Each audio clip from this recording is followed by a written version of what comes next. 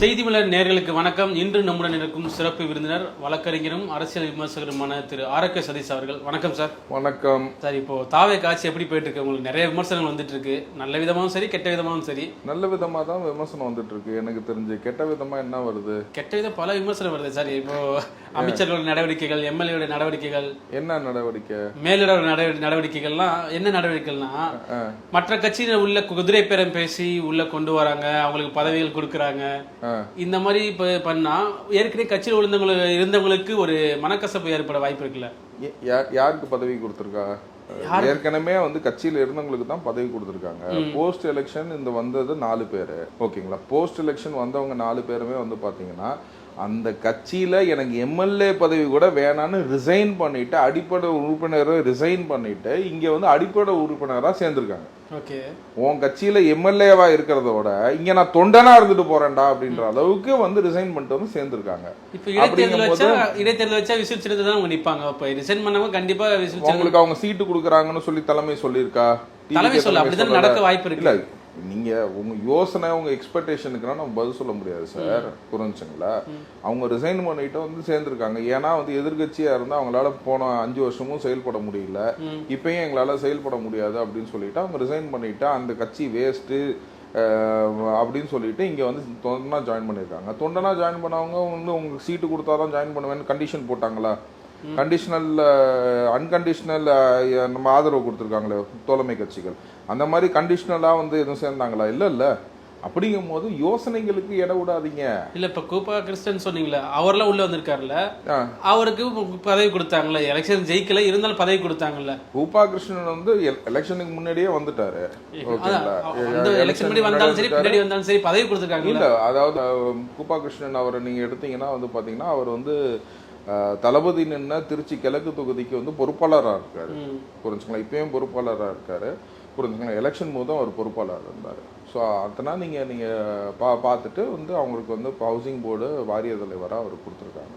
இது ஒரு நல்ல நிகழ்வாக தான் நம்ம பார்க்குறோம். இன்னொரு சோசியல் மீடியாவில் என்ன விமர்சனம் வருதுன்னா, மதியழகன் ஒருத்தர் இருந்தாரு, நம்ம விஜயோட கரூர் மேட்டர்லாம் அவர் ஜெயிலெலாம் போனாரு.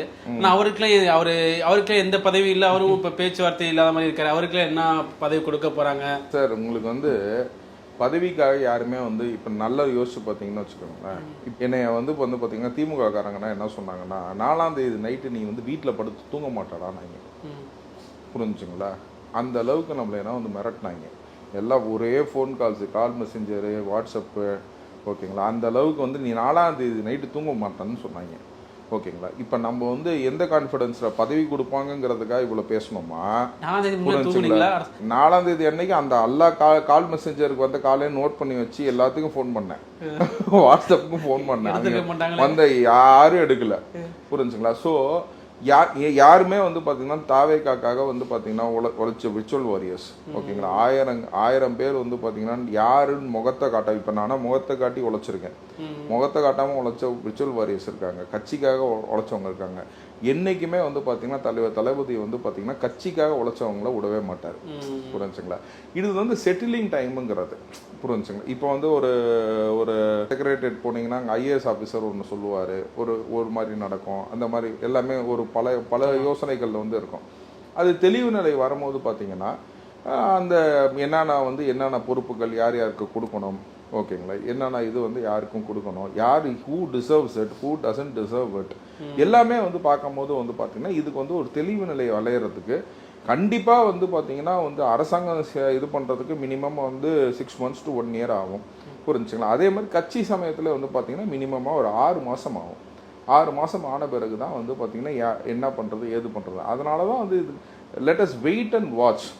நமக்கு என்னன்னு கேட்டிங்கன்னா, எதையாச்சும் நம்பி தான் டிவிக்கு நீங்கள் உழைச்சிங்களா அப்படின்னு கேட்டிங்கன்னா, நான் 0% உயிரை அடகு வச்சு உழைச்சிருக்கோம் அப்படின்னா, புரிஞ்சுங்களா, நமக்காக யாரும் நிற்க மாட்டாங்க அப்படின்றது. நம்ம எதா இருந்தாலும் பரவாயில்ல, நம்ம உயிரை அடகு வச்சு நம்ம உழைச்சிருக்கோம். அதாவது நான் மட்டும் இல்லை, ஓகேங்களா, நான் சொல்கிற மாதிரி நான் ஒரு சின்ன துரும்பு, இந்த மாதிரி பல துரும்புகள் இருக்குது.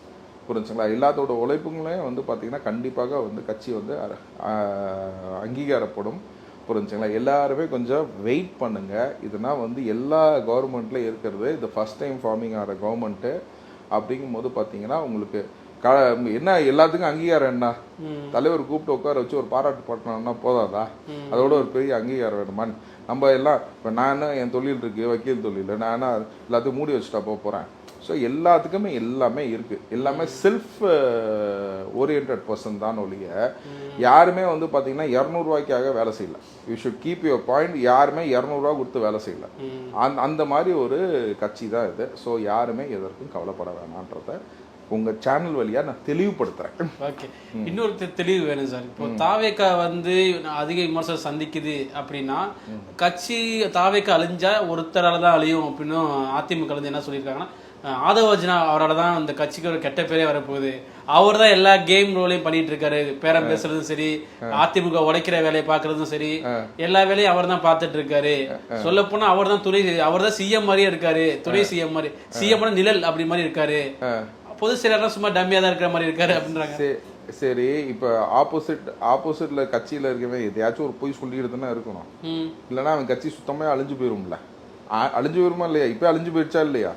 புரிஞ்சுங்களா? இவ்வளவு 50,000 கோடி செலவு பண்ணி இந்த 2 கட்சியுமே வந்து இவ்வளவு ஓட்டு வாங்கியிருக்கு. அந்த 2 ஓட்டுதலுமே வந்து பாத்தீங்கன்னா இங்கே பிச்சுக்கிறாங்க, அங்க பிச்சுக்கிறாங்க. நாங்கள் கூட்டணியோட இருந்தோம்னாங்க, கூட்டணியே இன்னைக்கு இல்லை. ஓகேங்களா? இது டிஎம்கே பொறுத்த வரைக்கும் பார்த்தீங்கன்னா வைகோ நாங்கள் எங்கள் பொது சின்னத்தில் நின்றுருக்கோம்னா நாங்கள் தப்பு செஞ்சுட்டோங்கிறாரு. அப்படின்னா என்ன அர்த்தம்? அது இன்னைக்கு ஜவஹர்லாலா மனிதநேய மக்கள் கட்சி அவர் என்ன சொல்றாரு? உள்ளாட்சி தேர்தலில் நாங்கள் பொது சின்னத்தில் தான் நிற்க போகிறோங்கிறாரு. புரிஞ்சுங்களா? அதுக்கும் இவங்களுக்கு கடுப்பு வருது. அப்படின்னா உன் கூட இருக்கிறவங்க வந்து அவங்க நினைக்கிற பேண்ட் சட்டையை கூட போட விடாம நீ வச்சிருக்கீங்கன்னா இது ஒரு திமுகவா? புரிஞ்சுக்கலாம். அதே மாதிரி அதிமுக எடுங்க. அதிமுக கூட இருக்கிறது எல்லாமே உடஞ்சி சின்னாமனமா சிக்கி போனாச்சு. இதுக்குன்னா வந்து எல்லாத்துக்கும் காரணம் வந்து தாவேக்கா, தலைவர் விஜய், ஆதவர்ஜுனா நீங்க சொன்னீங்க அப்படின்னா ஓகேங்களா, நீங்க விட்டத்தை பார்த்துக்கிட்டே தூங்கிட்டு இருக்கீங்கன்னு தான் அர்த்தம். ஓகேங்களா? அதில் ஒன்றும் நம்ம ஒன்றும் சொல்றதுக்கு ஒன்றும் இல்லை. நீங்க ஏன்னு கேட்டீங்கன்னா அதிமுகவில் இருக்கிறவங்கன்னா வந்து பார்த்தீங்கன்னா வந்து ஒரு எல்லாத்துக்குமே வளர்க்கப்பட்டவர்கள். நான் எப்பயுமே என்ன சொல்லுவேன்னு கேட்டிங்கன்னா, எனக்கு வந்து டிவிகேக்கு முன்னாடி வந்து பார்த்தீங்கன்னா ஒரு பிடிச்ச கட்சி அப்படின்னு கேட்டிங்கன்னா அது அதிமுக தான். அம்மையார் ஜெயலலிதா இருக்கிற வரைக்கும். ஏன்னு ஒருத்தன் வந்து இவன் அவன் என்ன கிடையாது. ஆப்பர்ச்சுனிட்டி நீங்கள் கேட்டீங்க பார்த்தீங்களா? ஓகேங்களா? நல்லா பேசிட்டு இருக்கும் போது ஏதோ கெட்ட வார்த்தை சொல்லி பேசிட்டு இருக்கீங்க. ஓகேங்களா? அதனால் இப்போ வந்து பேட் வேர்ட்ஸ். ஓகேங்களா? உங்களை யாராச்சும் திட்டணும்னா படா சீமான் அப்படிங்கிறலாம். பொடா சீமான் அப்படின்னு சொன்னீங்கன்னாவே ஐயோ அவனுக்கு அதுக்கு மேலே ஒரு பெரிய அவமானமே தேவைப்படாது. அந்த மாதிரி ஒரு விஷயம். அந்த மாதிரி ஒரு அவங்க வந்து பார்த்தீங்கன்னா வந்து முன்னாடி நாள் வந்து பார்த்தீங்கன்னா அவங்க கட்சி ஆஃபீஸில் ஒருத்தன் வேலை செஞ்சுட்டு இருப்பான். கூப்பிட்டு அடுத்த நாள் எம்எல்ஏ சீட்டு கொடுப்பாங்க, அடுத்த நாள் அமைச்சர் ஆவாங்க. அந்த மாதிரி ஒரு விஷயம் வந்து பார்த்தீங்கன்னா எந்த கட்சியிலுமே நடக்கலை. அந்த மாதிரி கட்சி அந்த மாதிரி ஒரு நிலைமையை வந்து பார்த்தீங்கன்னா தமிழக வெற்றிக்காரங்க தான் திரும்ப பெற்றுக் கொடுத்தது. இன்னைக்கு சாமானியன் எம்எல்ஏ ஆக முடியும்னு கேட்டிங்கன்னா அது ஆன ஒரே கட்சி வந்து டிவிகே, தமிழக வெற்றி கழகத்தில் மட்டும்தான் வந்து பார்த்தீங்கன்னா சாமானிய மனிதன் ஒரு எம்எல்ஏ ஆக முடியும், அமைச்சர் ஆக முடியும் அப்படிங்கிறது ஒரு சாட்சி. அதனால தான் நான் வந்து பின்பலமாக சொல்கிறேன். ஸோ அந்த பிரின்சிபல் இருக்கவங்க எல்லாருமே வந்து பார்த்தீங்கன்னா கண்டிப்பாக அந்த நகர்வுக்கு வந்து எதிர்ப்பாங்க. சாமானியர்கள் எல்லாமே நீங்கள் முதலாளித்தமாக வச்சுருக்கவங்க மட்டும் உங்கள் கட்சியில் வச்சுக்கோ, நீ எம்எல்ஏ வச்சுக்கோ, எம்பி வச்சுக்கோ, என்னமே வச்சுக்கோ, தொண்டர்கள் எல்லாம் மூவ் ஆயிடுவாங்க. ஸோ அடுத்த எலெக்ஷன் பார்த்தீங்கன்னா வந்து போட்டி வந்து டிஎம்கேக்கும் ஏடிஎம்கேக்கும் தான். ஓகேங்களா? டிவிகே முதல் இடம், இது 2வது இடத்துக்கு சொல்றேன். ஓகேங்களா? இதுக்கு கேம் ஃபிக்ஸ்டு, இது ஓவர் கான்ஃபிடன்ஸ், நீங்க எப்படி வச்சீங்கனாலும் சரி. ஓகேங்களா? டிவிகே முதல் இடம். 2வது போட்டி யாருக்கு? டிஎம்கேக்கும் ஏடிஎம்கே. அதானே ஆசைப்பட்டீங்க. 2வது இடத்துக்கு நீங்க போட்டி போட்டுக்கோங்க. யார் எதிர்கட்சியா இருக்கணும்னு அந்தஸ்து. எதிர்கட்சிக்கு யாருக்கு அப்படிங்கறது டிஎம்கே ஏடிஎம்கே போட்டி போடும். ஆனா எதிர்கட்சி அந்தஸ்து எடுக்கணும்னா கூட வந்து பார்த்தீங்கன்னா அதுக்கு ஒரு 10% சீட்டு வரணும் அப்படின்னு இருக்கு. அதை எடுப்பாங்களாங்கிறதே ஒரு சந்தேகம். ஓகேங்களா? அதை எடுப்பாங்களாங்கிறத ஒரு சந்தேகம். இப்படி தான் வந்து டிவிக்கு இன்னைக்கு வளர்ந்துட்டு இருக்கு. ஓகேங்களா? இந்த வளர்ச்சியை வந்து இது நீங்கள் சொல்கிற கூட்டுறனை எடுத்துக்கணுமா? இந்தியா முழுக்க எல்லாருமே திரும்பி தமிழ்நாட்டை பார்க்குது. அதை நம்ம யோசிக்கணுமா? இன்னைக்கு லஞ்ச ஊழலுக்காக ஒருத்தர் குரல் கொடுக்குறாருன்னா ஒரே சிஎம் நான் தான். நானும் வந்து ஊழல் செய்ய மாட்டேன், ஊழல் செய்கிறவனே விட மாட்டேன் அப்படிங்கிற ஒரு வாக்கியம். இன்னைக்கு எல்லா மக்களுமே வந்து நேராக போயிட்டு ஃபோனை எடுத்துக்கிட்டு போய் நான் லஞ்சம் கொடுக்க மாட்டேன்னு சொல்கிறாங்களே, அது யார் வந்துச்சு? அந்த உரிமை எங்க உங்களுக்கு அந்த தைரியம் வந்துச்சுங்க? ரிஜிஸ்டர் ஆஃபீஸ் போறீங்க, ஆர்டிஓ ஆஃபீஸ் போறீங்க, ஓகேங்களா? வைன் ஷாப்புக்கு போய் இன்னைக்கு மொபைல் கேள்வி கேட்கிற அளவுக்கு ஆமா ஒரு ஒரு இது வந்து வந்திருக்கு. அது மத்ததெல்லாம் கேட்கற தைரியம், ஓகேங்களா? மினிஸ்டர் கேட்கறது உரிமை, ஓகேங்களா? நம்பாளுப்பா, நம்பாள்கிட்ட கேட்காம வேற யார்கிட்ட கேட்க போறோம் அப்படின்றதுதான் உரிமை. என் அண்ணன் தம்பியா நம்ம பழகணும், அந்த உரிமையை எடுத்துக்கிறாங்க, ஓகேங்களா? தைரியங்கிறது வேற. லஞ்ச ஊழல் பண்றவன்ட்ட தைரியம் வரும், ஓகேங்களா? அண்ணன் தம்பியா பழகிறவன்ட்ட உரிமை வரும். சோ அந்த உரிமையை தான் எடுத்துக்கிறாங்க. பத்திரிகையாளர்களுக்கு பாத்தீங்கன்னா கொஞ்சம் தைரியம் வந்திருக்கா சார்? கேள்வி கேட்கற முன்னாடி ஆட்சியில வந்து சில கேள்வி கேட்க மாட்டாங்க, இப்போ அவங்க இஷ்டத்துக்கு சுதந்திரமா கேள்வி கேட்கற இது வந்திருக்கா? இல்ல, அது ஃபோர்த் எஸ்டேட்டுங்கிறதே வந்து காசு வாங்கி பிழைக்கிற மாதிரி ஆயிடுச்சு. கவர் கும்பலாட்டம் ஆயிட்டாங்க, ஓகேங்களா? கவர் கொடுத்து நீ எதை போடு அதை போடு அப்படின்னு சொல்லி பேச ஆரம்பிங்க மாதிரி ரொம்ப ஆயிட்டாங்க. அதோட வளர்ச்சி தான் வந்து பாத்தீங்கன்னா வந்து உங்க ஊடகம் மாதிரி இதோட வளர்ச்சியை நான் சொல்றேன். இன்னைக்கு இன்ஃப்ளூயன்ஸோட வளர்ச்சி வந்து மெயின் ஸ்ட்ரீம் மீடியாட்ட இல்லை. மெயின் ஸ்ட்ரீம் மீடியாவை எடுத்து மீம்ஸா போடுற அளவுக்கு நீங்க ஊடகம் வந்து நிறைய வளர்ந்துருக்கீங்க அப்படின்னு கேட்கறது காரணம் வந்து என்ன கேட்டீங்கன்னா, மக்கள் வந்து அதை வந்து பிலீவ் பண்றதை விட்டுட்டாங்க. ஸோ 100 செய்தியை பார்க்கணுமா, எங்கெங்க என்னென்ன ஆச்சுங்கிறத பார்த்துக்கிறாங்க இல்லையே, அதில் இருக்க ஒரு கருத்தைனா எடுத்துக்கிறதுக்கான ஒரு இதே கிடையாது. இப்போ என்னன்னு கேட்டிங்கன்னா, இந்த டிவியா இது இந்த கட்சியை சப்போர்ட் பண்ணோம், இந்த டிவியா இந்த கட்சியை சப்போர்ட் பண்ணோம் அப்படின்ற மைண்ட் செட்டுக்கு வந்து மக்களே வந்துட்டாங்க. அந்த மக்களே அந்த மைண்ட் செட்டுக்கு வந்தனால யார் இந்த நெறியாளரா இப்படிதான் கேள்வி கேட்பாரு, இந்த நெறியாளரா இவர் இப்படி இருப்பாரு, இவர் இந்த நெறியாளரா அப்பா 100ல் ஒருத்தர் தான்ப்பா வந்து நடுநிலையா இருக்காரு அப்படின்ற அளவுக்கு எல்லாத்தையுமே வந்து மக்கள் டிட்டர்மைன் பண்ண ஆரம்பிச்சிட்டாங்க. புரிஞ்சுங்களா? இன்னைக்கு ஏன்னு கேட்டீங்கன்னா, இன்னைக்கு சட்டசபையை வந்து நீங்க வந்து போன்ல பார்க்க ஆரம்பிச்சிட்டீங்க. அதுக்கு ஓகேங்களா, சட்டசபையை போன்ல பார்க்க ஆரம்பிச்சிட்டாங்க. அது காரணம் யாரு? டிவிக்கு. அது காரணம் யாரு? இன்றைய தமிழக அரசு. இன்றைய தமிழக அரசு உங்களுக்கு பிடிச்சாட்டும் பிடிக்காட்டியும் இன்றைய தமிழக அரசுனால தான் நீங்கள் பார்க்க ஆரம்பிச்சுங்க. ஸோ இன்றைய தமிழக அரசு வந்து சூப்பராக வேலை பார்க்குறாங்க, கண்டிப்பாக நல்லா செஞ்சிட்ருக்காங்க. புரிஞ்சுங்களா? தொண்டர்களை வந்து எழுச்சியாக இருங்க, புரிஞ்சுங்களா? எல்லா விஷயத்துலையுமே வந்து கூட இருப்பாங்க. நமக்கு வந்து இப்போ வந்து இது ஒரு 6 மாதத்துலேருந்து 1 வருஷ காலத்துக்குள்ளே தான் ஸ்டெடி ஆக முடியும். இதுதான் ஒரு குழந்தை பிறந்தோடனே நடக்கும்னு நீங்கள் நினச்சிங்கன்னா எவ்வளோ தவறான ஒரு விஷயமோ அதே மாதிரி தான் இன்றைய தமிழக அரசும். புரிஞ்சுங்களா? ஃபஸ்ட்டு தவறணும், அதுக்கப்புறம் தான் நடக்கணும். அதுக்கு எல்லாத்துக்குமே வந்து பார்த்தீங்கன்னா நம்ம பேரண்ட்ஸ் எப்படி உதவி செய்கிறாங்களோ அதே மாதிரி மக்கள் நீங்கள் வந்து கவர்மெண்ட்டுக்கு உதவி செய்யணும் அப்படிங்கிறது உங்கள் சேனல் வழியாக நான் கேட்டுக்கிறேன். இப்போ தமிழகத்தில் மாற்றம் வேணும், மாற்றம் எல்லாத்துலேயும் மாற்றம்னு சொல்லி தான் தாவேக அரசு வந்தாங்க. இப்போ மற்ற கட்சிகளை உள்ள கொண்டு வந்து அந்த மாற்றத்தை திருப்பியும் ஒரு தீய சக்தியா, அந்த தூய சக்தியை தீய சக்தியா மாற்றுறதுக்கான ஒரு இது நடந்துட்டு இருக்கா உள்ள கட்சிக்குள்ள? இல்லை, அப்படி கிடையாதுங்க. இப்போ நீங்கள் தமிழக வெற்றி கழகத்தில் நீங்கள் யார் வேணால் வந்து ஜாயின் பண்ணலாம், புரிஞ்சுங்களா?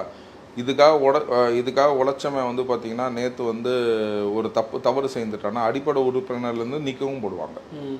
அதுவும் இதே கட்சியில் நடக்குதுல்ல. அந்த நியூஸை நீங்கள் பார்க்குறீங்களா கேட்குறீங்களா? இல்ல இல்ல, கட்சி அடிப்படை உறுப்பினர்லேருந்தும் எடுக்கிறாங்கல்ல, புரிஞ்சுங்களா? அந்த மாதிரி ஒரு விஷயத்த வந்து ஏற்கனவே கட்சியில இருக்கிறவங்களுக்கும் இது நடந்திருக்குல்ல. அப்படிங்கிற போது இன்னைக்கு யார் வந்தாலுமே சரி, என்னைக்குமே அரசியல் கட்சிகள் வந்து ஓப்பன் டோரை தான் வைக்கணும். நீ வராத, உனக்கு நான் வந்து மார்க் போடுறேன், நீ கிடையாது அப்படின்னு சொல்ல முடியாது. Individual persons difference from a party. நான் அலையன்ஸ் பேசும்போது பார்த்தீங்கன்னா இவன் கூட அலையன்ஸ் பேசக்கூடாது, அவன் கூட அலையன்ஸ் பேசக்கூடாது. ஏன்னா அந்த கலெக்டிவான கும்பலாக அவங்க ஐடியாலஜி டிஃபரன்ஸ் ஜாஸ்தியாக இருக்கும். ஒரு பர்சன் வந்து அதுலேருந்து விலகி வராரு. ஃபார் எக்ஸாம்பிள் நீங்கள் பிஜேபின்னே வச்சுக்கோங்க, இல்லைன்னா திமுகனே வச்சுக்கோங்க, ஓகேங்களா? இப்போ வர அதிமுகவே விட்டுருங்க. அதிமுகலேருந்து ஒருத்தர் பிஜேபியிலேருந்து ஒருத்தர் வராரு, திமுகலேருந்து ஒரு வராருன்னா தமிழக வெற்றி கழகம் வரவேற்கும். புரிஞ்சுங்களா? அது வரவேற்று வந்து பார்த்தீங்கன்னா அவர் நல்ல மனுஷனாக இருந்தால் அவருக்கு கரெக்டான அங்கீகாரம் கொடுக்கும். அவர் நல்ல மனுஷனா இல்லைன்னா உறுப்பினராக இருந்துட்டு போக வேண்டியதுதான். புரிஞ்சுங்களா? அதுக்கு கண்டிப்பாக வந்து கழகம் வந்து துணை நிற்கும்ல. இன்னைக்கு தன் சொந்த தொண்டனே வந்து கட்சியை விட்டு நீக்கிட்டாரு, ஓகேங்களா? இங்கேயோ போய் மாமூல் கேட்டதுக்காக நீக்கிட்டாரு. அப்படிங்கும் போது இவங்கள வளர விட்டுருவாரா? இப்படி வளர விட வேண்டிய அவசியமும் தமிழக வெற்றி கழகத்துக்கு இல்லை. புரிஞ்சுங்களா? நீங்கள் தொண்டனாக இருக்கணுமா, நீங்கள் பதவியில் இருக்கணுமா, நீங்கள் உங்கள் பதவியை எப்படி யூஸ் பண்ணணும், எல்லா விஷயத்துலையுமே வந்து நீங்கள் யோசிச்சிங்கன்னா தமிழக வெற்றி கழகம் ஒரு மிலிட்ரி ஃபோர்ஸ் ஆட்டாக தான் போயிட்டு இருக்கு அப்படின்னு நான் சொல்லுவேன். தவறு செய்தால் நீ வெளியில் போயிடணும் அப்படின்னு இருக்கும் போது யூ வெல்கம் எனிபடி. இங்கே தமிழக அரசுல விஜய் தலைமையில தான் ஒரு பவர் ஸ்டேஷன்னா விஜய் தான் அப்படின்னு இருக்கும்போது அதிகாரிகள் நியமிப்பதுல வந்து ஆதவஜனோட அழுத்தங்கள் கொஞ்சம் இருக்கிற மாதிரி சொல்றாங்க. ஒரே பவர் சென்டர், அது வந்து சிஎம் விஜய் தான் சொல்லிட்டார். பவர் சென்டர்னு ரொம்ப தெளிவாக சொல்லிட்டாரா? ஒரே பவர் சென்டர் வந்து சிஎம் விஜய் தான் வந்து இங்கே ஒரே பவர் சென்டர். அப்படிங்கும்போது இன்னைக்கு நியமிக்கிறதுல வந்து பார்த்தீங்கன்னா வந்து அதுதான் நான் சொல்கிறேன்ல, இப்போ நம்ம ரசம் ஊற்றணும்னா எப்படி இருக்கும், இப்போ வந்து கவர்மெண்ட் ஒன்று செட்டில் ஆகிடும், ஒரு 6 to 1 year வந்து கவர்மெண்ட் செட்டில் ஆகிறதுக்கு இருக்கும். அப்படிங்கும்போது வந்து பார்த்தீங்கன்னா இருக்கிற எல்லா போஸ்டிங்குமே எல்லாமே வந்து எல்லாருமே போட முடியாது, புரிஞ்சுங்களா? அப்படிங்கும்போது பிரித்து வேலைகள் கொடுக்கப்படும். பின்னாடி வந்து பார்த்தீங்கன்னா எங்கேயாச்சும் மிஸ்டேக் நடந்துச்சு அப்படின்னா அது வந்து கரெக்ட் செய்யப்படும், புரிஞ்சுங்களா? ஏன்னா ரசம் ஊற்றுறீங்கன்னா கலக்கி விட்டு மேலே இருக்கிறதெல்லாம் எடுத்து ஊட்டுவீங்க. ஸோ அந்த மாதிரி ஒரு இதில் ஒரு குழப்ப சூழ்நிலை மேலே ஊற்றுவோம், மேலே அவ்வளோ பெரிய மிளகா ஏதாவது இருந்தால் அது டக்குனு எடுத்து போடுவோம்ல. இல்லை அதுதான் சார், இன்னைக்கு வந்து பார்த்தீங்கன்னா ஒரு கவர்மெண்ட் இன்னைக்கு நீங்கள் நல்லா யோசிச்சு பாருங்க. இன்னைக்கு வந்து ரொம்ப வருஷத்துக்கு அப்புறம் வந்து பார்த்தீங்கன்னா 56 ஆண்டுகளுக்கு பிறகு இப்போ வந்து பொலிட்டிக்கல் பிஏ அப்பாயின்மெண்ட் எல்லாமே வந்து பார்த்தீங்கன்னா அவங்க நினைச்சவங்களே பொலிட்டிக்கல் பிஏ அப்பாயின்ட் பண்ணிடுவாங்க, இவனுக்கு சம்பளம் கொடுக்கணும்னு சொல்லுவாங்க, புரிஞ்சுங்களா? இன்றைக்கி வந்து அதே மாதிரி தான் வந்து பொலிட்டிக்கல் பிஏவாக இருந்துச்சு, பிஆர்ஓ வந்துச்சு.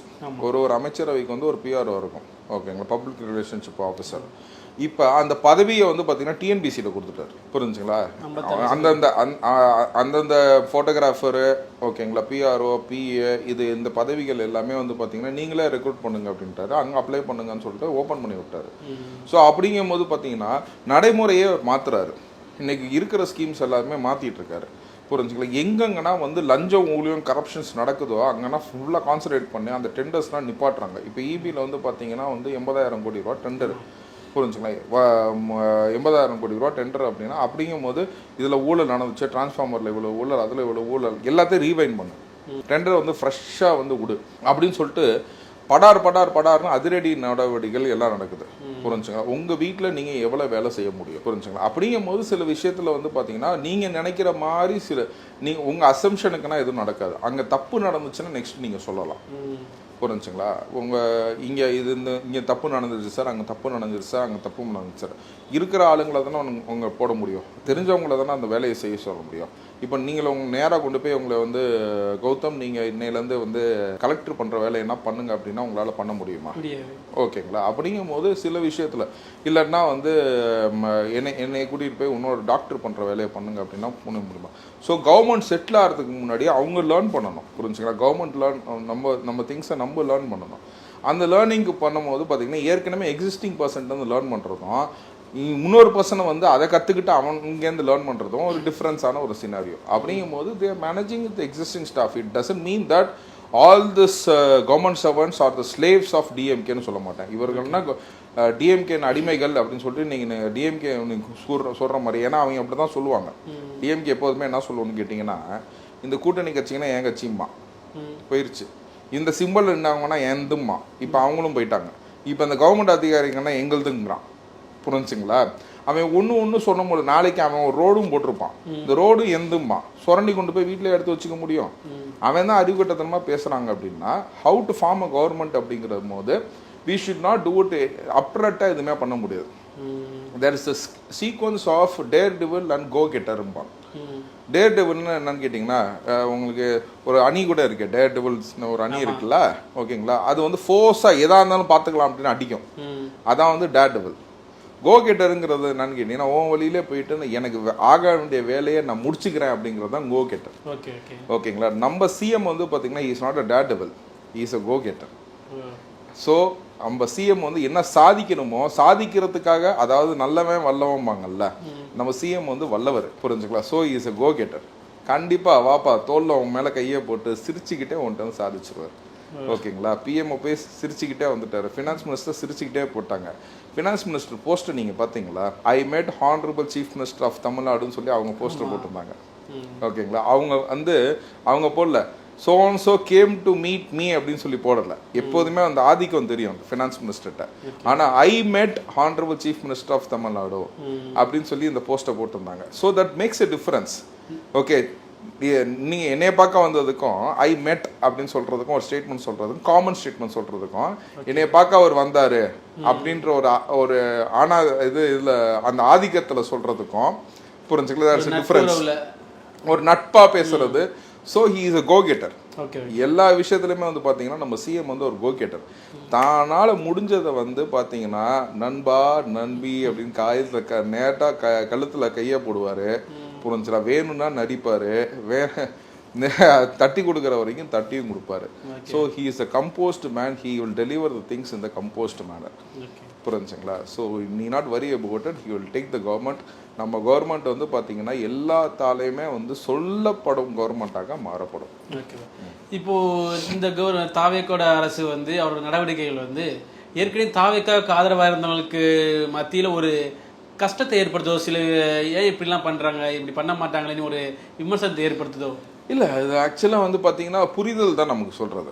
இப்போ ஒரு ஒரு இப்போ நம்ம என்ன சொல்கிறது, சில பேர்த்துக்கு சில புரிதல் இருக்கும், ஓகேங்களா? ஸோ இப்போ நம்ம வந்து சில பேர் வந்து என்ன யோசிப்பாங்க, ஸோ இப்படி தான் இருக்குமோன்னு யோசிப்பாங்க. சில பேர் டைம் ஃப்ரேம் இருக்கணும், time is the only breathing டைம்பாங்க, புரிஞ்சுங்களா? இப்போ நான் சொல்கிறதுனா வந்து பார்த்தீங்கன்னா நான் சொல்கிறது என்னோட புரிதல், புரிஞ்சுங்களா? கொஞ்சம் புரிஞ்சுக்கிறதுக்கு உங்களுக்கு டைம் ஆகுது. உங்கள்கிட்ட வந்து சிஎம் மேலே ட்ரஸ்ட் கம்மியாக இருக்குது அப்படின்னா உங்கள் புரிதல் டிஃப்ரெண்ட்டாக இருக்கும். நான் வந்து அண்ணன் தளபதி விஜயை நான் வந்து நம்புகிறேன். So I have more trust on him, புரிஞ்சுங்களா? ஸோ என்னோட புரிதல் இப்படி இருக்குது. நீங்கள் கேள்வி கேட்குறீங்க எடக்கு முடக்கா, புரிஞ்சுங்களா? அதனால உங்கள் புரிதல் அப்படி இருக்குது, சரிங்களா? இப்போ உங்கள் புரிதல் மாறி இருக்கா?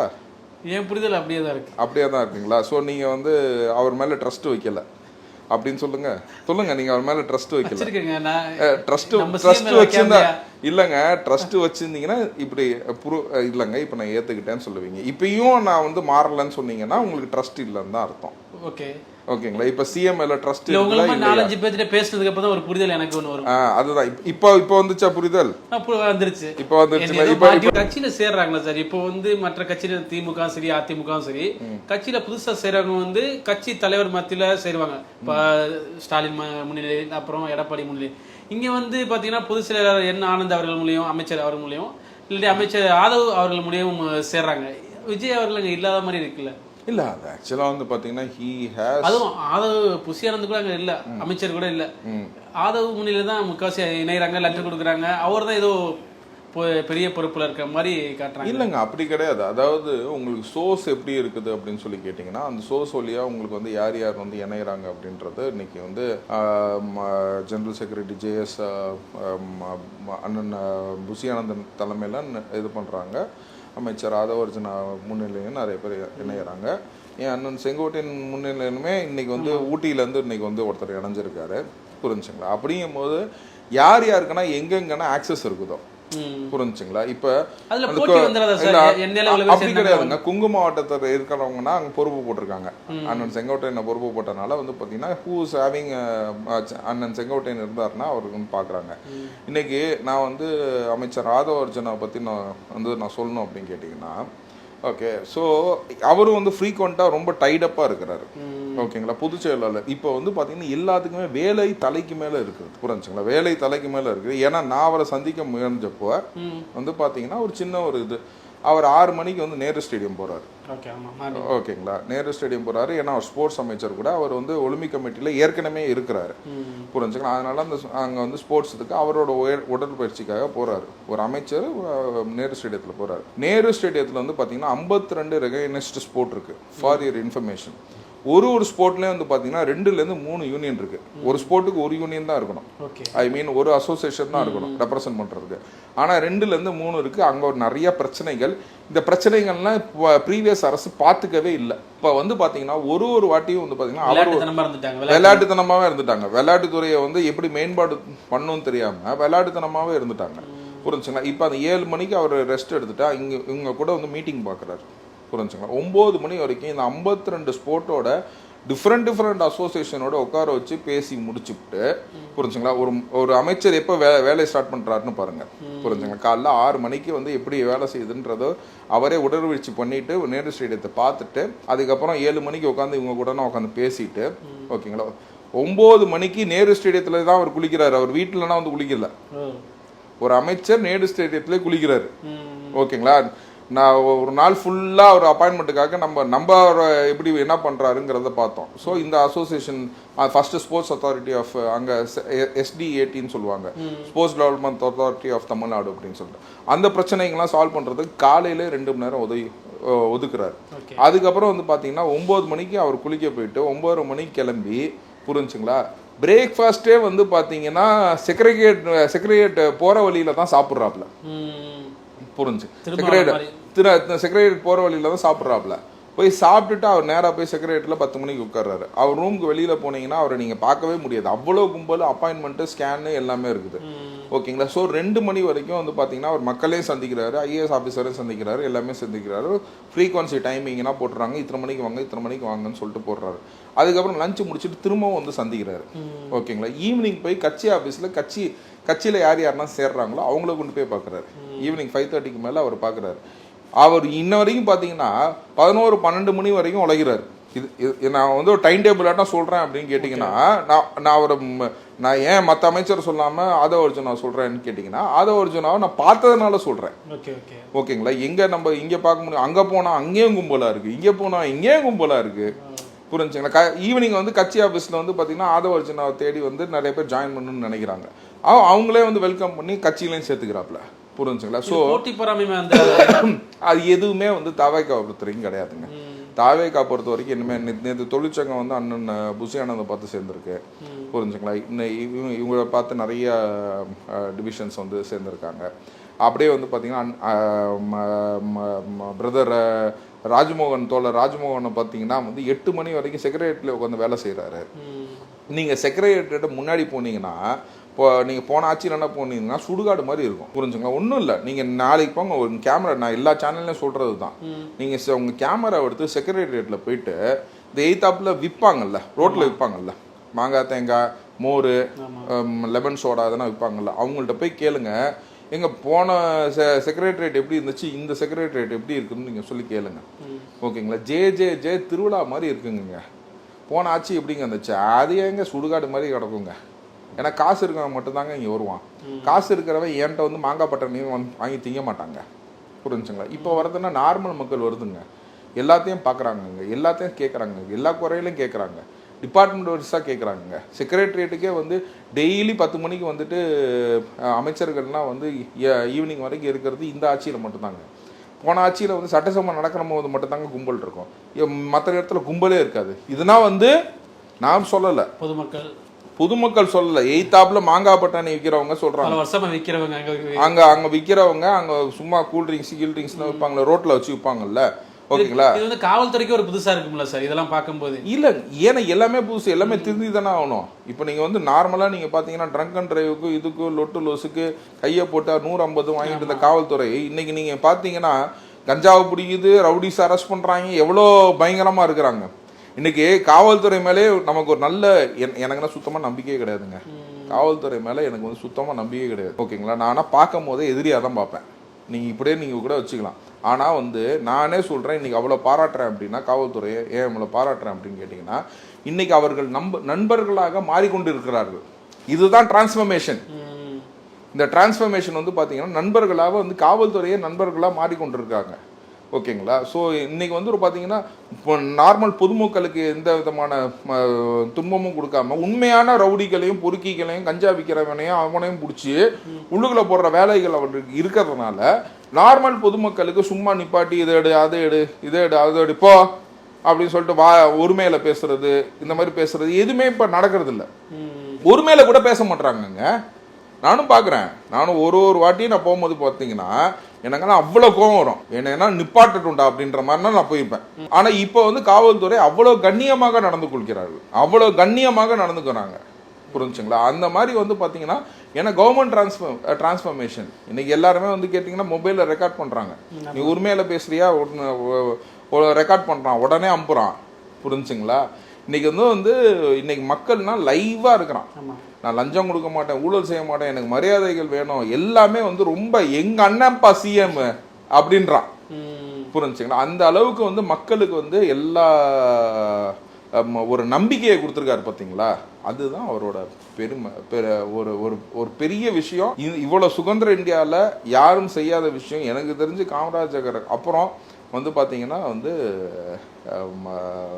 தளபதி விஜய் தான் வந்து அந்த நம்பிக்கையை மக்கள் கொடுத்துருக்காரு. இப்போ அமைச்சர் கீர்த்தனா அவர்கள் மேல வந்து நிறைய விமர்சனம் வருதுல்ல சார். இப்போ தமிழ்நாட்டில் வந்து தொழில் தொடங்குங்க அப்படின்னு ஒரு வீடியோ போட்டிருந்தாங்க. அதுக்கும் வந்து இப்போ ரீல்ஸ் ஆச்சு நிரூபிச்சிட்டாங்க தாவேக்கா. இது எப்படி இது ஒரு விமர்சனமா வருது இல்ல. அதாவது என்னன்னு கேட்டீங்கன்னா ரீல்ஸ் ஆச்சுன்னு கிடையாது. ஒருத்தரை வெல்கம் பண்ணும்போது நீங்க எப்படி வெல்கம் பண்ணுவீங்க?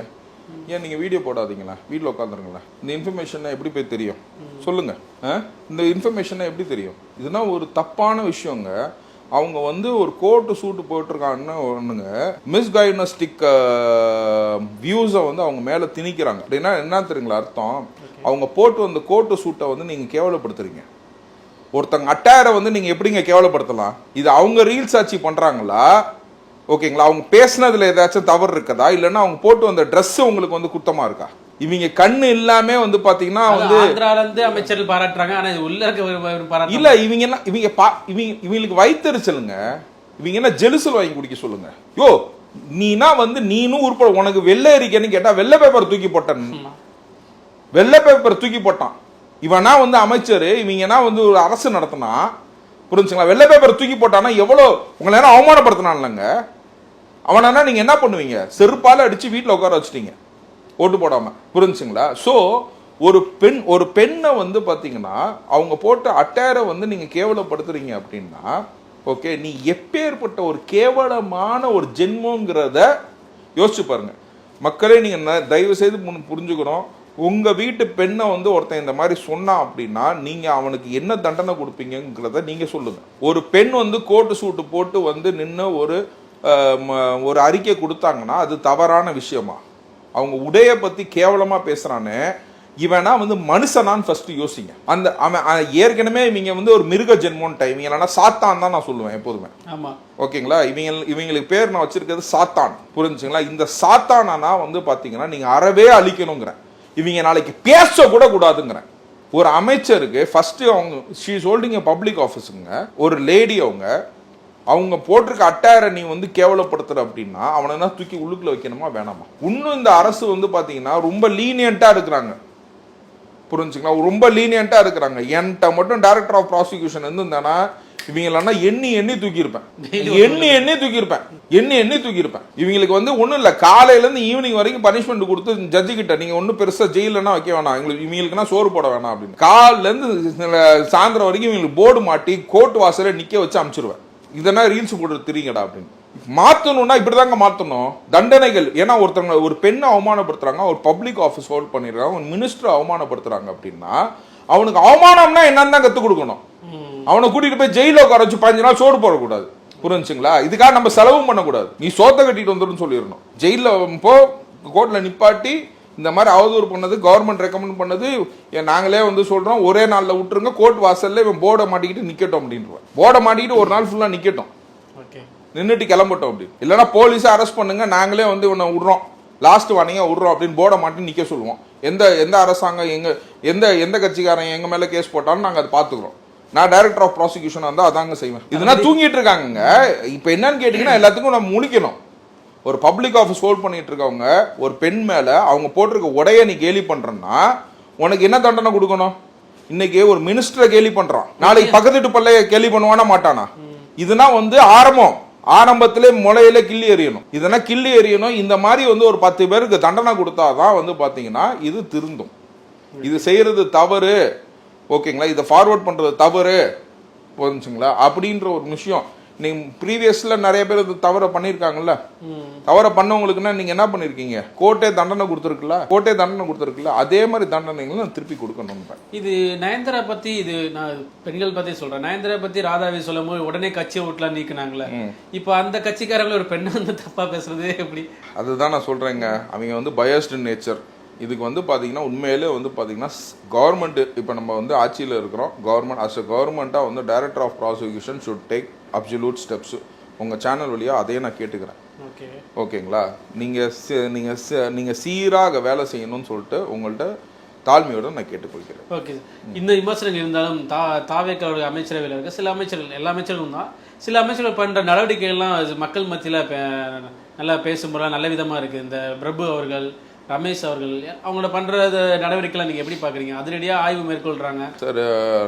இது இவர் நீங்க பாத்தீங்கன்னா பிரபு அவர்கள் பண்ணது நீங்க பாத்தீங்கன்னா எனக்கு ரொம்ப நான் வந்து மன கஷ்டமா இருக்கு, அவ்வளவு பண்ணி வச்சிருக்காங்களே அப்படின்னு. இல்ல, அதாவது என்னன்னா 100 அடி எடுக்க வேண்டிய கனிமத்தை வந்து 1000 அடியில இருந்து 3000 அடி வரைக்கும் தோண்டி எடுத்திருக்காங்க அப்படின்னா அந்த காசுனா எங்க போச்சு? அதுக்கான பெனால்ட்டி அவன் சம்பாரிச்சதுக்கு சொத்து அவர்கள் பிள்ளைகளின் சொத்து, அவர்கள் வாங்கின அத்தனை சொத்தும் எல்லாம் பறிமுதல் செய்யப்பட வேண்டும். இப்போ டெம்பரவரியாக அவர் மூடி இருக்கார். ப்ளஸ் இன்னொன்று வந்து நான் என்ன சொல்லுவேன்னா, உங்கள் சேனல் வழியா அவர் ஜாயின்ட் டைரக்டர்ஸ் ஜியாலஜி டிபார்ட்மெண்ட்லன்னா வந்து எல்லாத்தையும் சஸ்பெண்ட் பண்ணியிருக்காரு, எல்லா குவாரிஸையும் இது பண்ணியிருக்காரு. 3000 குவாரிஸோட ரிப்போர்ட் வந்து ஒரு வீக்கில் எனக்கு வேணும்னு சொல்லிட்டு போட்டிருக்காரு. வித்து ரிப்போர்ட் மட்டும் கிடையாது, வித் வீடியோ ரெஃபரன்ஸ் பென்ட்ரைவோட எனக்கு வேணும்ன்றிருக்காரு. நீ சொல்கிறதுனா கிடையாது, நீ எனக்கு போட்டு கம்ப்யூட்டர்லேயும் காட்டணும், அங்கே எவ்வளோ சுரண்டிருக்கான், எவ்வளோ ஆழம் மெஷர் பண்ணியிருக்கோம், என்ன பண்ணியிருக்கோம் இன்னும் சொல்லிட்டு 3000 குவாரி தமிழ்நாட்டில் வந்து ரிப்போர்ட் கொடுக்கணும்னு சொல்லியிருக்காரு. ஆய்வு வந்து பார்த்தீங்கன்னா அவரே போய் மேற்கொள்கிறாரு. 1 மணிலேருந்து 3 மணி வரைக்கும் தான் போகிறாரு நைட்டு. ஆனால் நான் என்ன சொல்கிறேன்னா, இப்பேற்பட்ட டாக்டர் பிரபு அவர்களுக்கு தமிழக கவர்மெண்ட்டு எக்ஸ்ட்ரா ஃபோர்ஸை அவருக்கு கொடுக்கணும்னு நான் சொல்லி கேட்டுக்கிறேன். ஏன்னு கேட்டிங்கன்னா, வழக்கறிஞராக நான் பார்த்தீங்கன்னா என் ஆரம்ப கால நான் வழக்கறிஞராக ஜூனியராக இருக்கும் போது எங்களை வந்து கோர்ட்டில் வந்து அட்வைட் கமிஷனர்னு அப்பாயின்ட் பண்ணுவாங்க, கோர்ட் ஆஃபீஸராக. ஓகேங்களா? அப்போ வந்து பார்த்தீங்கன்னா as officer of the court நாங்கள் போயிட்டு பார்த்தீங்கன்னா ஸ்டெப்ஸ்னால் எடுப்போம், ஏலம் எடுக்கிறதுக்கான என்னென்ன நடவடிக்கைன்னு எடுப்போம். அவன் பேங்க்கில் கடன் வாங்கிட்டு பணம் கட்டியிருக்க மாட்டான். அங்கே போய் நாங்கள் அதை வந்து நாங்கள் ப்ராப்பராக வந்து நோட்டீஸ் வந்து போஸ்ட்டில் போவோம், அங்கே போய் ஒட்டணும். அங்கே நான் ஒட்டினதுக்கு ப்ரூஃபாக நாங்கள் நின்று அதுக்கு முன்னாடி ஃபோட்டோ எடுக்கணும். அப்பேற்பட்ட இடத்துக்கு இந்த மாதிரி ஒரு குவாரி இடத்துக்கு நான் போகும்போது பர்சனல் என்னோட இதை நான் சொல்கிறேன், தம்பி போஸ்ட் கீஸ்ட் ஒட்டினீங்கன்னா மேலேருந்து கல்லு கில்லு விழுந்துச்சுன்னா எனக்கு தெரியாதுப்பா அப்படின்றாங்க. படத்தில் பார்க்குற மாதிரி. ஏன்னா இது குவாரிப்பா, மேலேருந்து கல் விழுந்துச்சுன்னா எனக்கு தெரியாதுப்பா. எங்க வேணா குண்டு இருக்கும்பா, வெடிக்காம ரொம்ப வருஷமா இருக்கிற குண்டுனா திடீர்னு வெயிலுக்கு வந்து வெடிக்கும், புரிஞ்சுங்களா? பார்த்துப்பா, இங்க போஸ்ட் ஓட்டுறது அவ்வளவு ஈஸி கிடையாதுப்பா அப்படின்னு சொல்லிட்டு ஒரு போஸ்ட் ஓட்டுறவங்க நான் போய் வந்து என் கடமையை கோர்ட் ரீதியாக நான் செய்ய போன கடமையை தடுக்கிறதுக்கே வந்து பார்த்தீங்கன்னா இவ்வளோ மிரட்டுகள் நான் ஃபேஸ் பண்ணியிருக்கேன். கோர்ட் ரீதியாக நம்ம ஓட்ட போனதுக்கே, புரிஞ்சுங்களா? ஸோ நான் வந்து அந்த பேர்னால ஏன் சொல்லலான்னு கேட்டிங்கன்னா, அது கோர்ட் ஆர்டர்னால I doesn't want to mess up. ஏன்னா நாங்கள் அப்போ ஒட்டிட்டு நமக்கு எதுக்கடா அப்படின்னு வந்துட்டோம். ஓகேங்களா? ஆனால் அந்த மாதிரி ஒரு சூழ்நிலை வந்து பார்த்தீங்கன்னா இது ஒரு பாதுகாப்பு. எல்லா மாஃபியாவோடவுமே இந்த மைனிங் மாஃபியா தான் இருக்கிறதுலே வந்து எனக்கு தெரிஞ்சு நீங்கள் குட்கா பண்ணுறவன், ட்ரக் அடிக்கிறவன் எல்லாமே பார்த்தீங்கன்னா ஓடி ஒளிவாங்க. இந்த மைனிங் பண்றவங்க என்னன்னா பிரமுகரா திரியறான் ஊருக்குள்ள. இந்த ஊருக்குள்ளே வந்து பாத்தீங்கன்னா பெரிய வந்து அவனை கேட்டீங்கன்னா ஐயோ அவங்களா ரொம்ப பெரிய இல்ல இத பெரிய ஆளுன்றதோட அவங்க மதிப்புக்குரியவங்களாவும் இருப்பாங்க. இப்ப நீங்க ட்ரக் விற்கிறவன் பாத்தீங்கன்னா ஓடி ஒளிவான், புரிஞ்சுங்களா? அவன் நமக்குன்னா சீன்லயே இருக்க மாட்டான். இவன் வந்து பாத்தீங்கன்னா இவன் இந்த ஏரியா பிரமுகராகவும் இருப்பான், ஒரு ஜாதிக்கு தலைவராக இருப்பான், நம்மளை சுற்றி இது பண்ணுவாங்க. எல்லா விஷயமே ஒரு டஃப்பான கால் இருக்கும். ஸோ இது வந்து பார்த்தீங்கன்னா இது வந்து இந்த மைனிங் இந்த கொள்ளை அடிக்கிறவங்க வந்து பார்த்தீங்கன்னா ரொம்ப டேஞ்சரஸான பர்சன்ஸ். அப்படிங்கும் போது டாக்டர் பிரபுவுக்கு தமிழக அரசு எக்ஸ்ட்ரா ஃபோர்ஸை நான் கொடுக்கணும்னு சொல்லி நான் கேட்டுக்கிறேன். அவருக்கு வந்து நல்ல ஒரு பாதுகாப்பை கொடுக்கணும். ஏன்னா அவர் தனியாக வர்றாரு. ஏர்போர்ட்டுக்குனா வரும்போது பார்த்தீங்கன்னா 2 பேர் தான் கூட வராங்க, ஒரு பிஎஸ்ஓ. அது பத்தாது. இந்த மினிஸ்ட்ரிக்கு மட்டும் வந்து பார்த்தீங்கன்னா இந்த மினிஸ்ட்ரி வந்து ரொம்ப டேஞ்சரஸான மினிஸ்ட்ரின்னு சொல்லிட்டு நான் ஃபீல் பண்ணுறதுனால நான் அது வந்து என்னோட கருத்தாக நான் அது வந்து பதிவு செய்கிறேன் உங்கள் சேனல். ரமேஷ் அவர்களுடைய ரமேஷ் வந்து நம்ம எங்கள் மாவட்டத்தை சேர்ந்த ஒரு இளம் அமைச்சர். அவர் எனக்குன்னா ரொம்ப பெருமையாக இருக்குது, புரிஞ்சுங்களா? டவுன் டு அர்த். நேராக போயிட்டு இன்னைக்கு திருச்செந்தூரில் போயிட்டு சாமி கும்பிட்டுட்டு, ஓகேங்களா, அவர்கிட்டே 4000 ரூபாய் கேட்டிருக்காங்க. பழக்க தோஷத்துல அமைச்சர்கிட்டே 4000 பணம் கேட்டிருக்காங்க. ஸோ அப்படிங்கும் போது வந்து பார்த்தீங்கன்னா அவர் இன்னைக்கு கொடுக்குற வார்னிங்கு எல்லாமே வந்து பார்த்தீங்கன்னா நான் உண்மையிலே அது ஒன்று என்னன்னு கேட்டிங்கன்னா, அஸ் அ கிறிஸ்டியனாக நான் வந்து சொல்லுவேன். ஓகேங்களா? நான் வந்து முஸ்லீம் பிரதர்ஸ்னு சொல்லுவோம், பேசிகிட்டு இருப்போம். அதாவது என்னன்னு கேட்டிங்கன்னா, நாங்கள் எங்கள் சர்ச்சுக்கு போனோம்னா நாங்கள் தான் உண்டியல் எவ்வளோ போடுறதுன்னு டிசைட் பண்ணுறோம், புரிஞ்சுங்களா? என் ஃப்ரெண்டு ஒருத்தர் இருப்பார், அவர் சொல்லுவார், ஓகேங்களா, இவங்க வந்து பாரு நம்ம செருப்பு வைக்கிறதுலேருந்து, ஓகேங்களா, செருப்பு வைக்கிறதுலேருந்து வண்டி பார்க்கிங் கொடுக்கறதுலேருந்து செருப்பு வைக்கிறதுலேருந்து மாலை வாங்குறது அதுனா வந்து நீங்கள் பூஜை பிரமாணம் அதை நீங்கள் விட்டுருங்க, ஓகேங்களா? இப்போ எங்கள் சர்ச்சில் பார்க்கிங் கிடையாது, ஓகேங்களா? நாங்கள் செருப்பு வந்து பல சர்ச்சில் நாங்கள் போட்டுகிட்டே போவோம், இல்லைன்னா நாங்கள் வெளியில் விட்டுட்டு போவோம், அவ்வளோதான். எங்களுக்கு யாரும் சர்ச்சு பாதுகாப்புக்கு யாருமே நாங்கள் வந்து இது விடுறதில்ல. அதே மாதிரி இஸ்லாமிய நண்பர்களும் பார்த்தீங்கன்னா அவங்க மாஸ்க்கு வந்து அவங்க பார்க்கிங் சார்ஜஸ்னால் எதுவுமே வாங்குறது கிடையாது. அவங்க செருப்பை வந்து பார்த்தீங்கன்னா அவங்க வெளியில் விட்டுட்டு தான் போவாங்க, எந்த விதமான கலெக்ஷனுமே கிடையாது. ஆனால் எங்களுக்கு பாருப்பா பார்க்கிங்கும் செருப்புலேருந்து நாங்கள் காசு கொடுக்க வேண்டியதுன்னு எனக்கு ஒரு ஹிந்து நண்பர் சொன்னார், ஓகேங்களா? HRNC ப்ராஃபிட்டில் போயிட்டு இருக்குங்கிறாங்க, ஓகேங்களா? அப்படிங்கும் போது வந்து கோயிலுக்கு வரவங்க வந்து பார்த்தீங்கன்னா கோயிலுக்கு தான் அவங்க போகிறாங்க அப்படின்றத, ஏன்னா அதில் ஒரு சில சிக்கலும் இருக்குது. வெளியில் வியாபார ஸ்தானத்துக்கு போகிறவங்கன்னா வந்து பார்க்கிங் பண்ணிட்டு போயிடுவாங்க. இப்போ எங்களுக்குன்னா மாசம்னா ஒரு நேரத்தில் நடக்கும், இது கோயில் எல்லாமே எந்நேரமே திறந்துட்டு இருக்கு. அந்த ஒரு ப்ரூஃபை மட்டும் அவங்க அது இது பண்ணாங்கன்னா அது வந்து அதனால் வந்து குறைக்கணும், இந்த மாதிரி வந்து கமிஷன் வாங்கக்கூடாது, அர்ச்சனைக்கு அப்புறம் கமிஷன் வாங்கக்கூடாது இது அப்படிங்கிறத வந்து அவர் என்கிட்ட பதிவு செஞ்சுக்கிட்டே இருப்பார். நீங்கன்னா கொடுத்து வச்சவங்க நாங்கன்னா சாமி கும்பிட்னு நினச்சாவே 10,000 ரூபா செலவாதியா அப்படிம்பாரு.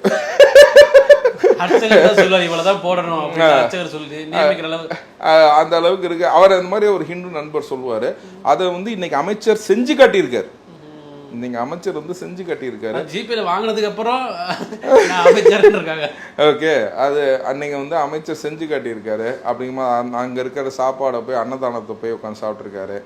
இந்த மாதிரி ஒரு இது நடத்துறதுனால ஆய்வு நடத்துறதுனால பாத்தீங்கன்னா மக்கள் எல்லாமே வந்து ஒரு மாற்றம் கண்டிப்பாக வரும். புரிஞ்சுங்களா? இது எல்லாமே என்ன காரணம்னு கேட்டீங்கன்னா இளைஞர்கள். இன்னைக்கு இளைஞர்கள் வந்து அமைச்சரவையில் இருக்கிறது வந்து பெரிய ப்ளஸ். ஸோ நீங்கள் கேட்ட 2 அமைச்சருக்குமே நான் 2 சொல்லிட்டேன். ஆதவர்ஜனை பற்றி ஒன்று சொல்லிட்டேன். ஸோ எல்லா அமைச்சர்களுமே வந்து பார்த்தீங்கன்னா அமைச்சர் ராஜ்மோகன் 8 மணி 9 மணி வரைக்கும் வேலை செய்கிறாரு. ஸ்கவுட்லேருந்து எல்லா விஷயத்துலையுமே வந்து இன்வால்வ்டாக வேலை செய்கிறாரு. இப்போ இன்னொரு இது சார், இப்போ நம்ம மற்ற அரசாங்கம் இருக்கும்போது ஒரு அமைச்சர்னா பக்கத்துல போறது சரி, மக்கள் பேசுறது கொஞ்சம் டிஸ்டன்ஸ் தெரியும் சார். ஆனா இப்ப இருக்கிறது நம்ம அண்ணன் தாண்டா, நம்ம தம்பி தாண்டா அப்படிங்கிற மாதிரி. ஆமா, அது நீங்க செக்ரட்டரியேட் போனீங்கன்னு வச்சுக்கோங்களேன், அந்த ப்ரொபோஷன் மினிஸ்டர் வந்து பாத்தீங்கன்னா அவர் பிரஸ் பக்கத்துல தான் நிக்கிறாரு, வந்து வெளியில நிக்கிறாரு சார். அந்த பிரஸ் பக்கத்துல நின்றுட்டு ஓகேங்களா, அவர் நீங்கள் ஒன்றுமே கவலைப்பட வேணாம், டாஸ்மாகில் நாங்கள் எந்த விதமான இதுவும் எடுக்க மாட்டோம், அங்கேயே நின்று பேசிகிட்டு இருந்தார். ஓகேங்களா, to be very very frank. அதுக்கப்புறம் தான் வந்து பார்த்தீங்கன்னா சரி அவர் ரூமில் எப்போ பார்த்தாலுமே அவர் வெளியில் இருந்தே நிற்கிறாரு. ரொம்ப ஆக்சசபிளாக எல்லாத்துலேயும் பேசிட்டு ஓகேங்களா, எல்லாத்துலேயும் பேசிட்டு போயிட்டுருக்காரு.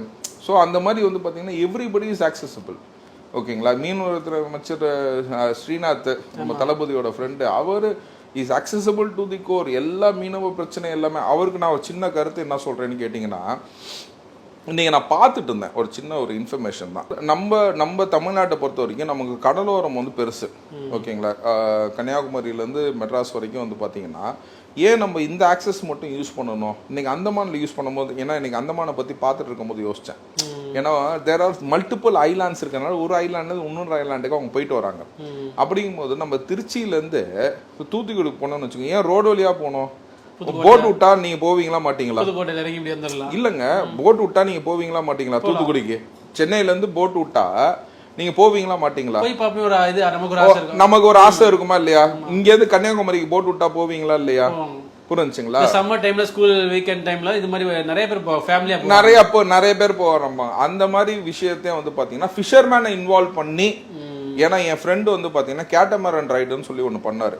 அவர் என்ன பண்ணாருன்னா மீன்பிடி காலத்தில் இவங்களுக்கு வந்து உதவியாக இருக்கணும்னு சொல்லிட்டு அவர் வந்து ஒரு என்ஜிஓ வச்சிருக்காரு. அவர் வந்து என்ன பண்ணார், கார்பரேட்டில் இருக்கவங்களா கூட்டிகிட்டு வந்து புரிஞ்சுங்களா அவங்களுக்கு ஜாக்கெட்னா போட்டு சும்மா ஒரு 1 கிலோமீட்டர் மட்டும் போட்டில் விட்டு ஓகேங்களா, அதுக்கு ஒரு சின்ன சார்ஜ் வாங்கி அந்த சார்ஜை வந்து அந்த ஃபிஷர்மேன் கொடுத்து அவங்களுக்கு மீன்பிடி காலத்தில் ஒர்க் பண்ணார்.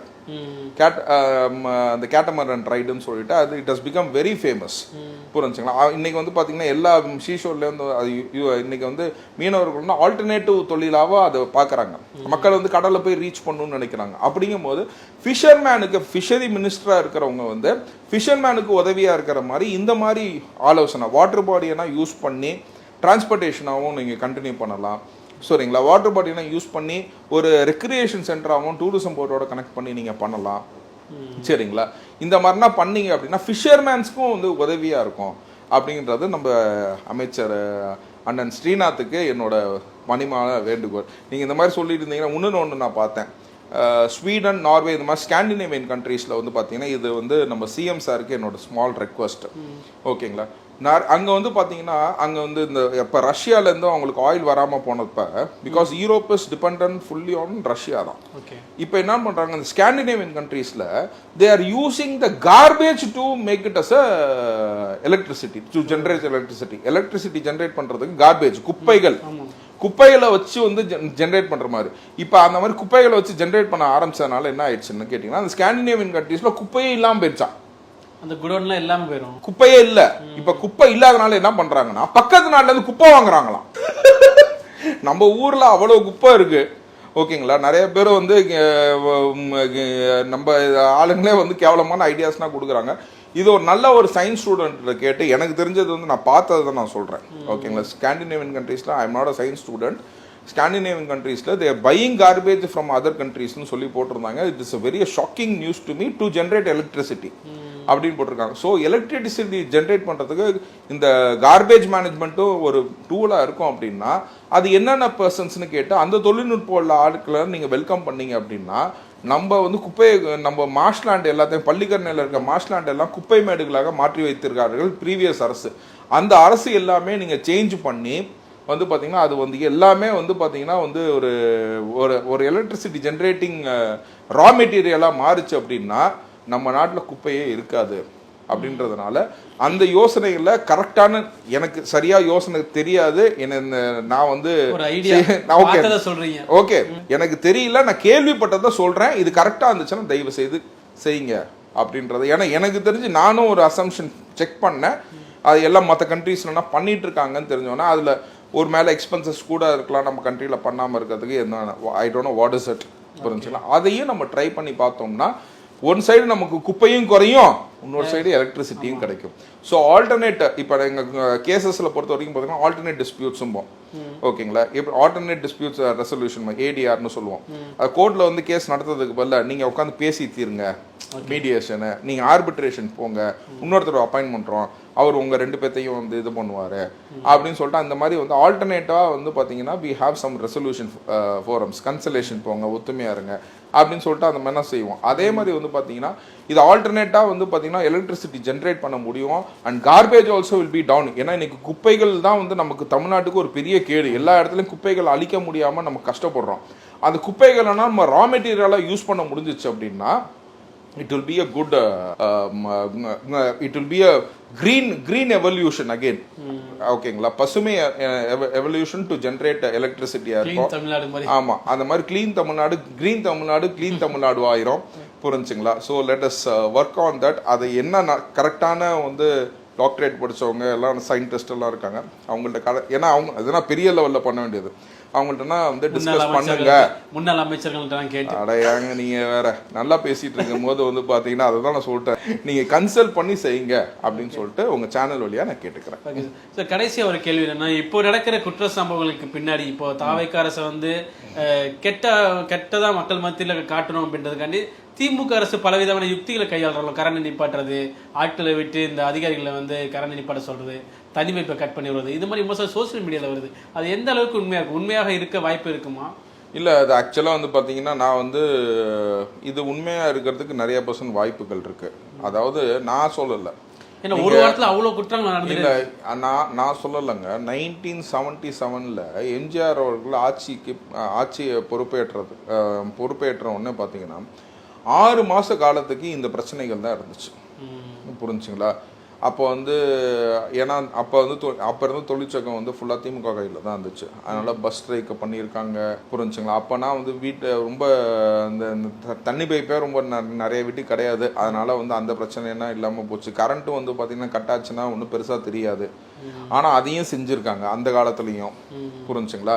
அப்போ தண்ணி பைப்பே வந்து சில வீட்டுக்கு தான் இருக்கும். 77 பொறுத்த வரைக்கும் சிட்டிக்குள்ள பெரிய சில நல்ல வீட்டில் மட்டும்தான் வந்து தண்ணி பைப்பே இருக்கும், நல்ல இதில் மட்டும்தான் இருக்கும். ஸோ அந்த தண்ணி பைப்பை அதையும் கட் பண்ணுறது, எலக்ட்ரிசிட்டி கட் பண்ணுறது, பஸ்ஸை வந்து நிப்பாட்டுறது, பொதுவாக வர வேண்டிய விஷயம், ரேஷன் கார்டில் இஷ்யூ. புரிஞ்சுங்களா. ஏன்னா இப்போ நான் ரேஷன் கார்டை நம்ம பெருசாக பேசுறது இல்லை. எல்லாத்தையுமே வந்து அவங்க ப்ரீவியஸாக 1977 செஞ்சுருக்காங்க. புரிஞ்சுங்களா. அவங்க எப்பயுமே வந்து பார்த்தீங்கன்னா அவங்க செய்கிற ஃப்ராடை வந்து மாற்றிக்கிறதே கிடையாது, சிலபஸே மாற்றுறதே கிடையாது. அவங்க வந்து பர்சனல் அலிகேஷன், தனிநபர் தாக்குதல் பண்ணுவாங்க. அதுவும் இல்லாமல் இந்த மாதிரி பண்ணுற விஷயம் வந்து 1977 முன்னாடியே நடந்திருக்கு. நீங்கள் கேள்வி நான் ஏன்னு கேட்டிங்கன்னா நானும் சமூகத்தில் இந்த மாதிரிலாம் பார்த்துட்டு இது உண்மையாக இருக்குமா இல்லையான்றதுக்கு 1977 ரெக்கார்ட்ஸை நான் எடுத்து செக் பண்ணேன். ஓகேங்களா.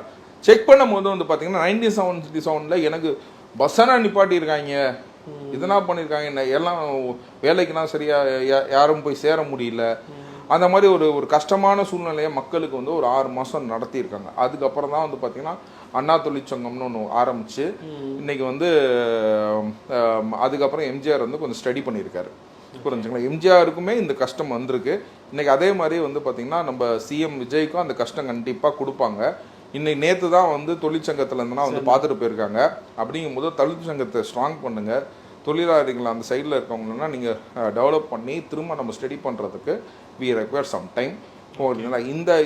இவங்க திரும்ப என்னன்னு கேட்டிங்கன்னா, இப்போ தற்கொலைன்னு திட்டினாங்க. இப்போ 35% மக்கள் தற்கொலை ஆகிட்டாங்க. நீ ஏற்கனவே பாதிச்சுக்கிட்டது 35% மக்களை. இப்போ அவங்க குடும்பத்தை நீ பாதிக்கிற. நீ இந்த கரண்ட்டு இது பண்ணுறது, இந்த தண்ணி பிரச்சனையை கிரியேட் பண்ணுறது, இது எல்லாமே வந்து நீ எல்லாமே இப்பயும் பண்ணிகிட்டு இருக்க. இப்படிங்கும் போது பார்த்தீங்கன்னா இது எல்லாமே வந்து மக்களுக்கு இன்றைக்கினா தெரிய வருது. அன்றைக்கினா பேப்பரில் போட்டால் பேப்பரில் படிக்கிறவங்க மட்டும் தான் புரியும், மற்றவன் 2 பேரும் அதை கேட்பான். ஸோ மொத்தமாகவே வந்து 20-25% தான் இந்த மெசேஜ் போகும். இப்போ 100% மக்களுக்கும் மெசேஜ் போகிற அளவுக்கு நமக்கு சோஷியல் மீடியா கையில் இருக்குது. அப்படிங்கும் போது இந்த திமுக அரசை நான் வந்து வன்மையாக கண்டிக்கிறேன். தயவு செய்து அட்லீஸ்ட் இப்பயாச்சும் வந்து பார்த்தீங்கன்னா, நான் வந்து தளபதி விஜய் அவர்கள் சொல்லுவார், தம்மா துண்டு பிளேடில் வச்ச நம்பிக்கையை உன் விளையாட்டில் நீ வைக்கலடா அப்படின்னு. அதே மாதிரி வந்து பார்த்தீங்கன்னா இந்த மாதிரி சல்லிப்ப வேலையென்னா பண்ணிடுறதை விட்டுவிட்டு மக்களுக்கு எப்படி நீங்கள் நல்லது செய்ய முடியும்னு நீங்கள் நினச்சிங்கன்னா மட்டும்தான் நீங்கள் அடுத்த ஆட்சியை நீங்கள் அட்லீஸ்ட் கனவு காணலாம். புரிஞ்சுங்களா? அதாவது எதிர்கட்சியா, புரிஞ்சுங்களா? நான் வந்து எதிர்கட்சியா தானே சொல்றேன். எதிர்கட்சியா அப்படி இல்லைன்னா அந்த இடத்துல வந்து பாத்தீங்கன்னா வேற கட்சி தான் நிற்கும், உங்க கட்சியே இல்லாம போயிடும் அப்படின்றது தான் என்னோட கருத்து. ஓகே சார், உங்களோட பொன்னான நேரத்தை எங்களுக்காண்டி ஒதுக்குறதுக்கு மிக்க நன்றி சார். தேங்க்யூ.